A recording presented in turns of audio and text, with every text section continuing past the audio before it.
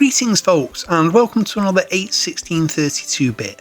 As usual, I'm Rob, and in this video we're going to be discussing something that is a bit of a hot topic amongst gamers, especially with the recent Switch 2 announcements, and that's the price of video games and the notion that video games in the past were a lot cheaper than they are now. Now, this is a difficult subject because there isn't really a straightforward answer. You see, when you look at game prices historically, especially for consoles, games both were and were not cheaper than they are now, and they were both of these things simultaneously. Which I know sounds like a weird contradiction, but it is true, and I'm going to try and explain why. So, back in the 80s and 90s, obviously people earned a lot less money, and therefore they obviously spent less money. Now, when the early consoles such as the Atari 2600 and television hit the market, the prices of the games were quite high, and this was simply down to the manufacturing economics of the time. RAM and ROM chips were incredibly expensive at the time for incredibly low storage volumes.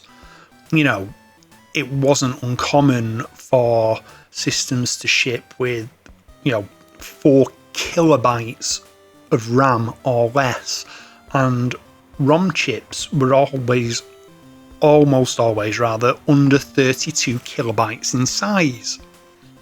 But you were still paying a premium price for these. Paying $30-40 or British pounds for an Atari 2600 game was not unheard of. And in comparison to what people were earning back then, that was a substantially higher proportion of their income, and that's the key. It's not that the games back then were massively more expensive than they are now in terms of pure monetary value, i.e. the numbers you see printed on the price ticket, or that they were lower than the numbers you see printed on a price ticket these days, but proportionately to what people were earning, they were vastly more expensive, really. $40 or £40 back in 1982 was a much larger portion of your monthly income than £40 would be here in 2025. And as the 80s wore on, the prices for console games stayed relatively static in that sort of £30 to £40 or dollars mark. And, the price of ROM chips and RAM did come down over that time as demand grew, which meant you were getting more bang for your buck, as it were, in terms of the actual storage. So the prices seemed lesser, especially as wages generally increased across the course of the decade. Now, there was a shift as we moved into the 16-bit era, and you will go online and you will see people on Twitter or X, BlueSky, Threads, Facebook, any social media you care to mention, saying that people didn't pay £50, £60, £70 or dollars for games back then, that the prices were $30-40. I can assure you, as a 47-year-old man, well, nearly 47-year-old man, who was an avid gamer at the time, purchasing games in the early through mid-1990s on my Sega Mega Drive, that yes, games really did cost £40, £50, £60, even £70. These were not uncommon prices. Yes, you could get games cheaper. No one's got to argue that. I certainly got plenty of games for far less, even brand new ones. But the reality was, if you walked into a major retailer such as Game or HMV or Woolworths or Argos, Dixon's, Curry's, wherever, there were games on sale at those price points. But again, compared to now, they were proportionately more expensive because it was still a higher proportion of your income compared to what you would pay now. And game prices really did sort of stagnate from an industry level from this point onwards. You get to the PlayStation era with the much cheaper to produce CDs and DVD based games, because even as prices got lower and lower for ROM chips, they were still much more expensive to produce than a pressed shiny digital disc. Then prices stagnated and people kind of got used to the £40, $40 price point. And this stayed the same for a remarkably long time. It really was well into the last sort of decade or so before we saw any significant increases in prices.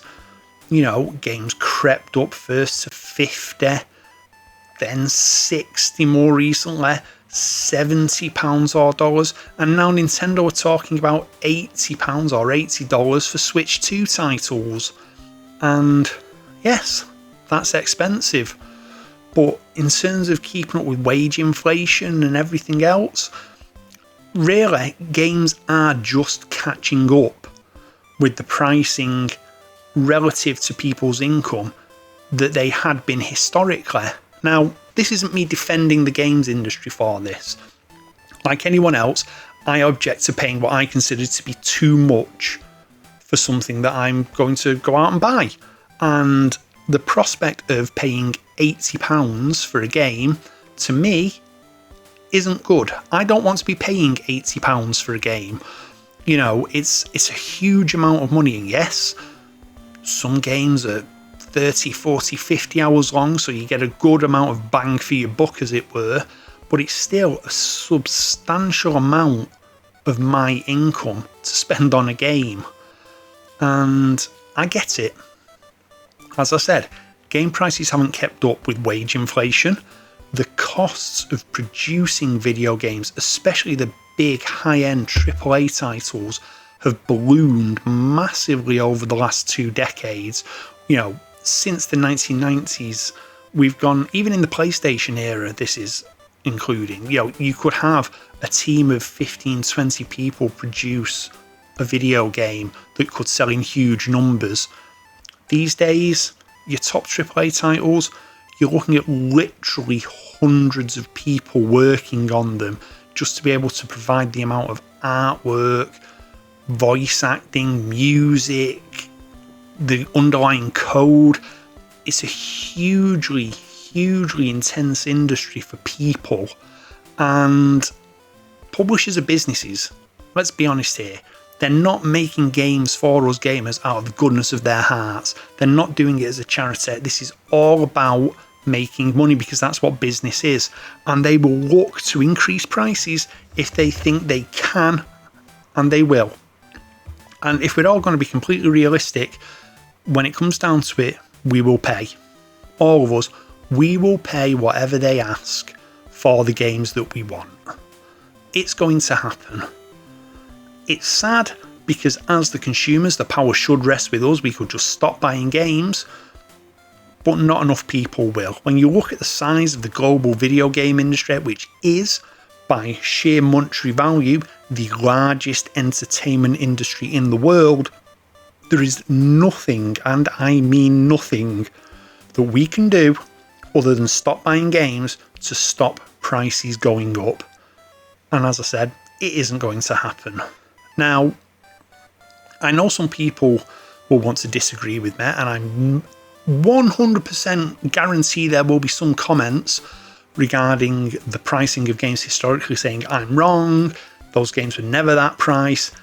You've seen in this video, there's been visual evidence there, adverts and the like, from the time showing the prices of games that were available to purchase if people wanted to. And you can dispute the evidence of your own eyes all you want, but by doing that and by discounting what people such as myself, who were there, let me remind you, saw, then you're doing a massive disservice to your own intelligence and common sense. People don't just make this stuff up. It isn't a myth that games were more expensive proportionately to incomes. It's truth, it's fact.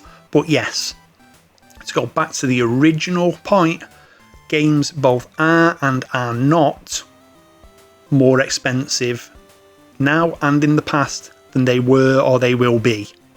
It's confusing, it's almost paradoxical, and yeah, it even makes my head hurt, and I've sat here explaining this now for over 10 minutes. Anyway, let me know what you think down below. Do you remember games being those kinds of prices back in the 80s and 90s? Or do you remember this mythical utopia where games were vastly cheaper for the consoles? Like I said, let me know down below. If you really enjoyed what you've been watching today and listening to, do please hit the like button, hit the subscribe button. If you really enjoyed it and you've subscribed, ring that bell to be notified of when I upload a new video, which somebody complained about on the last video, as if I didn't realise what asking people to ring the bell meant. But anyway, I would like to thank my current Patreon and YouTube members, Leftback and Old Scott Retro, for their continued support. You can find links in the description below to see how you too can join them and help support the channel. And you'll also find links to my social feeds. But anyway, I've been Rob, this has been 81632-bit, and I will see you on the next video.